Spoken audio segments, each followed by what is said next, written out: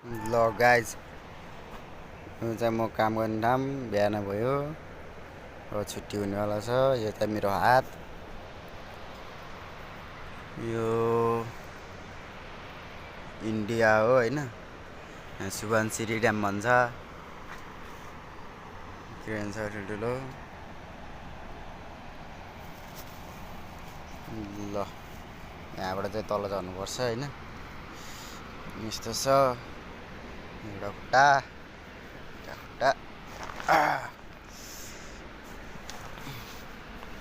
गाह्रो छ झऱ्यो भने लोट्यो भने लोट्यो, त्यसपछि खसियो, त्यसपछि चोट लाग्छ अनि त्यसपछि हस्पिटल जानुपर्छ। एम्बुलेन्स आउँछ दौडिँदै होइन। ल सक्नुहुन्छ।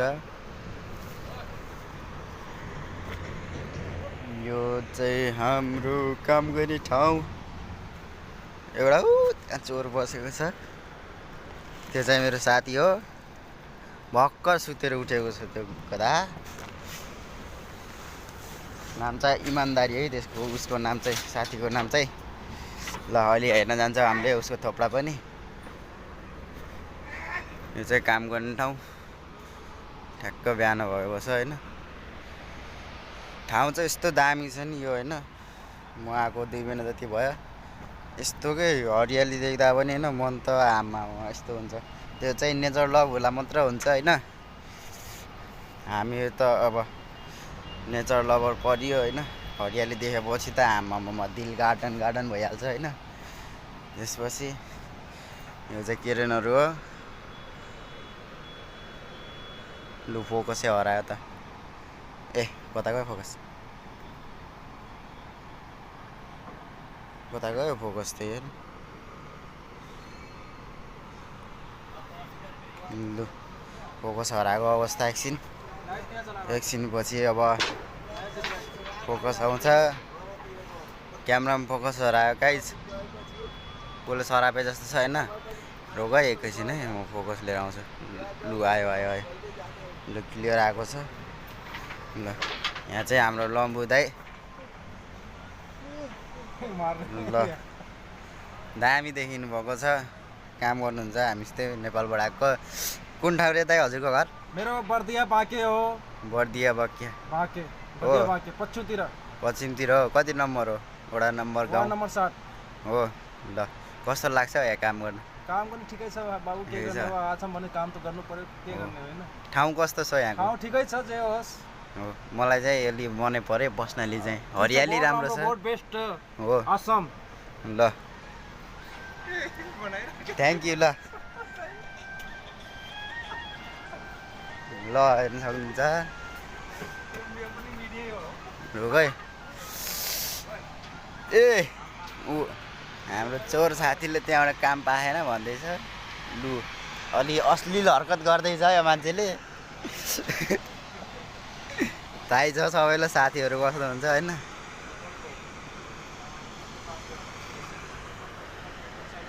ल यहीँको मात्र भिडियो देखाउँदिनँ म अहिले।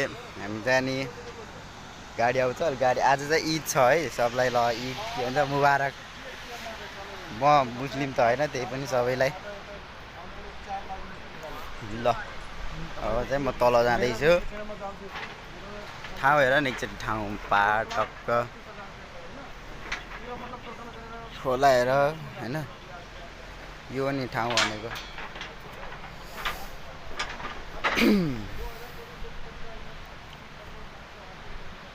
गाइज म थोप्रा देखाएर बनाउँथेँ होइन। मेरो थोप्रा चाहिँ अलि थोप्रै छ।